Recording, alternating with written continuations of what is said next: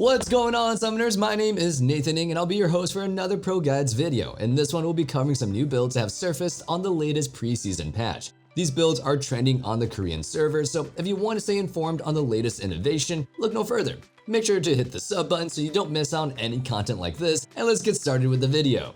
Beginning with the top lane, it's no surprise that tanks are seeing a lot more play this patch. With huge changes to tank items, players are surely experimenting to just see how strong they can be during the preseason. However, in spite of big changes to both Chem Tank and Gauntlet, this new Ornn build does not utilize either of them. Instead, it uses the newly introduced Even Shroud. Anyone can support their team, it doesn't have to be only one person's role. Ornn has zero problems providing his team opportunities to take advantage of the new mythic item. With his incredible crowd control, he's able to significantly amplify his team's damage output, all thanks to Even Shroud. That's not the only new part of this build. The plethora of Ornn's crowd control not only amplifies his team's damage, it also gives him plenty of opportunities to shield himself with another new item, Fimbulwinter. That said, for runes, run Unsealed Spellbook, Magical Footwear, Biscuit Delivery, Cosmic Insight, Bone Plating, Unflinching, Attack Speed, Adaptive Force, and your choice of a defensive rune. For items, build Even Shroud, Defensive Boots, Fimbulwinter, Thornmail, Abyssal Mask, and Anathema's Chains. The new items will definitely lead to some huge meta shifts this patch and moving forward. If you want help adapting to all the changes, make sure you contact the coach over at ProGuides.com. Our experienced coaching staff can work with you to help you quickly improve and start working towards your rank goals. Next is a build for Tomek. Like Ornn, he's looking to take advantage of the new item, Fimbulwinter. With this Q, he's able to constantly provide himself with an extra shield, as if he wasn't tanky enough. The changes to Demonic Embrace also make it a great purchase for Tom. The extra AP buff to both his Q and W, and the item itself provides some extra burn damage. As a result, Tom ends up a nearly immortal killing machine. He's able to 1v1 practically anybody using this build. To be fair, he can 1v1 nearly anybody with 6 tank items, but trust me, this setup yields a ton of damage while sacrificing nearly no tankiness. For runes, run Grasp with Undying, Shield Bash, Second Wind, Unflinching, Presence of Mind, Legend Alacrity, Attack Speed, Armor, and your choice of a defensive rune. For your items, build Frostfire Gauntlet, Defensive Boots, Fimbulwinter, Thornmail, Spirit Visage, and Demonic Embrace. That covers the top lane builds, so like we always do, we put those builds up on the screen one more time for you all. Take notes and let's talk about the jungle next. While he lacks some presence in the jungle, the preseason might be the perfect opportunity for Volibear to make his return to the meta. Turbo Chem Tank's changes not only increases his clear speed, but also provides Volibear with some extra damage to work with. On top of this, he's going to be much tankier with Fimbulwinter included in this build. For runes, run Predator, Sheep Shot, Zombie Ward, Ingenious Hunter, Celerity, Water Walking, Attack Speed, Adaptive Force, and Armor. His build is Turbo Chem Tank, Ionian Boots of Lucidity, Fimbulwinter, Sterex Gauge, Zanya's Hourglass, and Spirit Visage. Next, we have Evelynn, and this build takes advantage of the newest keystone, First Strike. This new keystone provides a 3-second window of increased power. This is plenty of time for Evelynn, as she's typically the one to jump out of the shadows and land the first hit on her enemies regardless. It's not only a great rune for Evelynn in terms of damage, it also grants her a ton of bonus gold as she wreaks havoc with her ganks. Extra gold adds up to hitting an item breakpoint faster than the other players in this game, and it creates golden windows of opportunity. Imagine trying to farm a couple more waves to finish your mythic item, and then suddenly you get ganked by an Evelynn with her Hextech Rocket Belt already completed, and she's able to finish her next item. You're probably super dead. For runes, run First Strike, Magical Footwear, Futures Market, Cosmic Insight, Sudden Impact, Relentless Hunter, Double Adaptive Force, and Armor. For the items, build Hextech Rocket Belt, Sorcerer's Shoes, Rabadon's Death Cap, Shadow Flame, Void Staff, and Cosmic Drive. Shadow Flame is another new item that was added this patch. Build it on for that bonus magic penetration and burst damage. As the enemies get low, Shadow Flame grants its maximum bonus, perfectly synergizing with Evelynn's ultimate, which also preys on low health enemies. Concluding the jungle, we'll put their builds up for you guys one more time to take a look at. Make sure you save them, write them down, or do whatever works for you. Or, go to my streams at twitch.tv/Nathan_ing and watch me try them out themselves on Wednesdays from 6 to 8 p.m. PST.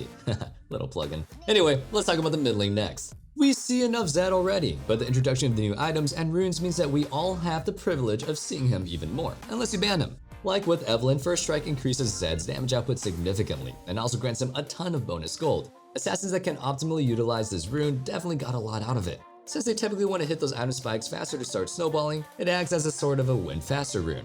For his runes, run First Strike, Perfect Timing, Futures Market, Cosmic Insight, Taste of Blood, Ultimate Hunter, Double Adaptive Force, and a defensive rune. For his build, purchase Yumu's Ghostblade, Ionian Boots of Lucidity, Duskblade of Drakthar, Axiom Arc, Sorelda's Grudge, and Edge of Night. To nobody's surprise, Axiom Arc is incredibly powerful on Zed. Further reducing his ultimate's cooldown provides Zed with even more opportunities to outplay his opponents. Expect players on the opposite team of Zed to complain about how they just saw Zed use his ultimate. A few takedowns will reduce the cooldown enough for late game Zed to hit the rift even earlier than before. Before moving forward, let me ask you our question of the day. What's your favorite change for the preseason? I'm personally a big fan of the new item, Winter. It definitely helps out tanks a lot by focusing on what's important, their durability. Let me know your answers in the comments down below, and let's continue on with the video. A face that we haven't seen for quite some time in the mid lane is Viktor. More aggressive mid lane picks have bullied him out for the majority of Season 11. While he does scale well, getting to the point where that is a real struggle. However, the addition of Crown of the Shattered Queen certainly helps. The defensive utility it provides gives Viktor the safety net that he needs to thrive and eventually carry his team. With its shield, Viktor becomes much more difficult to burst down, and with the help of his Q, killing him might prove to be a challenge moving forward. For runes, run Phase Rush, Mana Flow Ban, Transcendence, Scorch, Biscuit Delivery, Time Warp Tonic, Attack Speed, Adaptive Force, and a Defensive Rune. His items are Crown of Shattered Queen, Sorcerer's Shoes, Lich Bane, Void Staff, Shadow Flame, and Rabadon Sethcap. We finished up another section, so make sure you take a look at the screen for a recap of the mid lane builds. Now that we've finished, let's move to the bot lane next. First, we'll talk about bottom lane Swain. While he's failed to break into the spotlight, Swain has seen a lot of play for quite some time with great success. Changes to items definitely help him out a ton, most notably Cosmic Drive. He can basically build Phase Rush now, making it nearly impossible to escape from him. The item's effect can also be used defensively, but the important part is that Swain should have an easier time chasing down the mobile foes. For runes, run Glacial Augment, Perfect Timing, Biscuit Delivery, Cosmic Insight, Presence of Mind, Last Stand, Double Adaptive Force, and a Situational Defensive Rune. For your items, build Riftmaker, Sorcerer's Shoes, Zhonya's Hourglass, Cosmic Drive, Void Staff, and a Rabadon Sethcap. Next up is a build for support Nautilus. For the most part, the build remains relatively the same with the addition of the new mythic item, Even Shroud.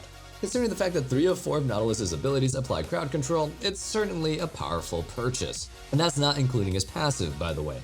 As if Nautilus wasn't tanky enough, the addition of Even Shroud powers up his pick-making potential, as his team can much more easily burst down whoever he singles out. For runes, run Aftershock, Font of Life, Bone Plating, Unflinching, Hextech Flash Traption, Cosmic Insight, Attack Speed, Armor, and another defensive rune of choice.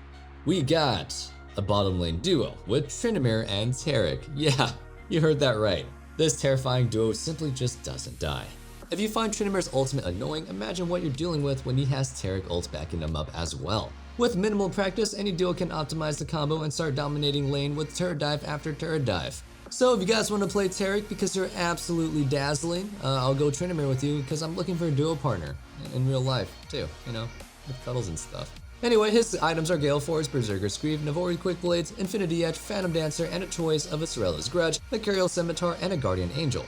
On top of Taric's utility, Tryndamere can use Gale Force to further close the distance and murder a poor marksman out on Summer's Rift. For Tryndamere's rune, run Lethal Tempo, Triumph, Legend Alacrity, Last Stand, Second Wind, Unflinching, Attack Speed, Adaptive Force, and a defensive rune. Taric's runes are Glacial Augment, Perfect Timing, Futures Market, Cosmic Insight, Cheap Shot, Ultimate Hunter, Ability Haste, Armor, and another defensive rune.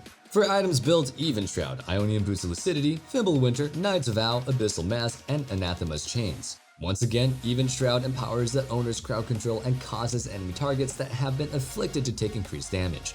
Landing any combo is a sure kill not only because of the increased damage output in Lockdown, but because once again, Tryndamere is able to use his ultimate as well as Taric's. That's it for the bottom lane builds. We'll put them up on the screen one last time for you guys to review. Thank you guys so much for watching the video, and I hope you enjoyed it. Let me know what you guys thought about it in the comments down below, or if you have any spicy builds that you want me to try. Anyway, check out the description for a link to join our Discord community because we would love to have you there. Until next time, stay safe, stay healthy, and hope you have a wonderful day. Peace.